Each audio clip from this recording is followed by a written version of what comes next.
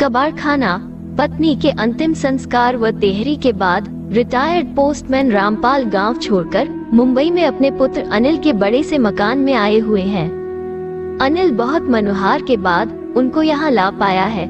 यद्यपि वो पहले भी कई बार प्रयास कर चुका था, किंतु माँ ही बाबूजी को ये कहकर रोक देती थी कि कहाँ वहाँ बेटे बहू की जिंदगी में दखल देने चलेगे। यही ठीक है, सारी जिंदगी यही गुजरी है और जो थोड़ी सी बची है उसे भी यही रहकर काट लेंगे, ठीक है ना। बस बाबूजी की इच्छा मर जाती, पर इस बार कोई साक्षात अवरोध नहीं था और पत्नी की स्मृतियों में बेटे के स्नेह से अधिक ताकत नहीं थी, इसलिए रामपाल मुंबई आ ही गए हैं। अनिल एक बड़ी कंस्ट्रक्शन कंपनी में इंजीनियर है। उसने आलीशान घर व गाड़ी ले रखी है। घर में घुसते ही रामपाल ठिठक कर रुक गए।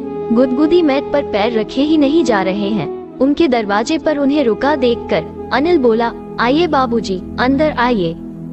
बेटा, मेरे गंदे पैरों से ये कालीन गंदी तो नहीं हो जाएगी?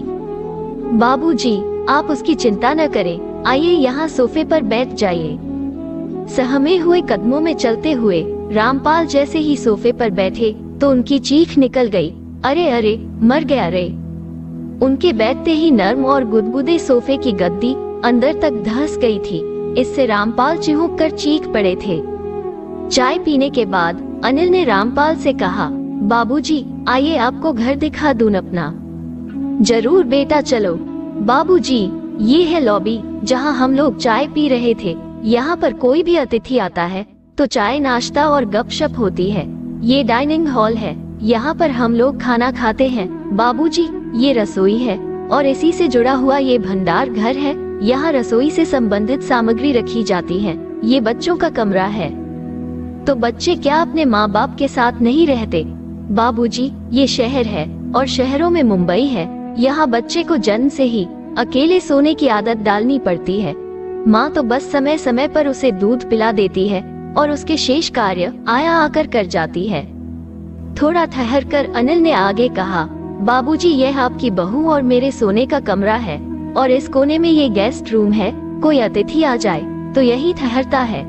ये छोटा सा कमरा पालतू जानवरों के लिए है। कभी कोई कुत्ता आदि पाला गया तो उसके लिए व्यवस्था कर रखी है। सीढ़ियां चढ़कर ऊपर पहुँचे अनिल ने लंबी चौड़ी छत के एक कोने में बने एक टीन की छत वाले कमरे को खोलकर दिखाते हुए कहा, बाबूजी, यह है घर का कबाड़ खाना। घर की सब टूटी फूटी और बेकार वस्तुएं यहीं पर एकत्र कर दी जाती हैं और दिवाली होली पर इसकी सफाई कर दी जाती है। ऊपर ही एक बाथरूम और टॉयलेट भी बना हुआ है। रामपाल ने देखा कि इसी कबाड़ खाने के अंदर एक फोल्डिंग चारपाई पर बिस्तर लगा हुआ है और उसी पर उनका झोला रखा हुआ है। रामपाल ने पलटकर अनिल की तरफ देखा, किंतु वो उन्हें वहां अकेला छोड़ सरपट नीचे जा चुका था।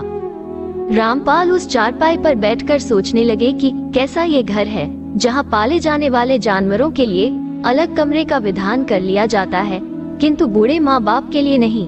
इनके लिए तो कबाड़ का कमरा ही उचित आवास मान लिया गया है। नहीं, अभी मैं कबाड़ नहीं हुआ हूँ। अनिल की माँ की सोच बिल्कुल सही थी। मुझे यहाँ नहीं आना चाहिए था। अगली सुबह जब अनिल रामपाल के लिए चाय लेकर ऊपर गया तो कक्ष को खाली पाया। बाबूजी का झोला भी वहाँ नहीं था। आशा करती हूँ आपको ये कहानी पसंद आई होगी। अगर पसंद आई है तो एक लाइक कर दीजिएगा, अपने दोस्तों के साथ शेयर कीजिएगा और हाँ, रोजाना एक नई कहानी सुनने के लिए हमारे चैनल को सब्सक्राइब करना मत भूलना। धन्यवाद।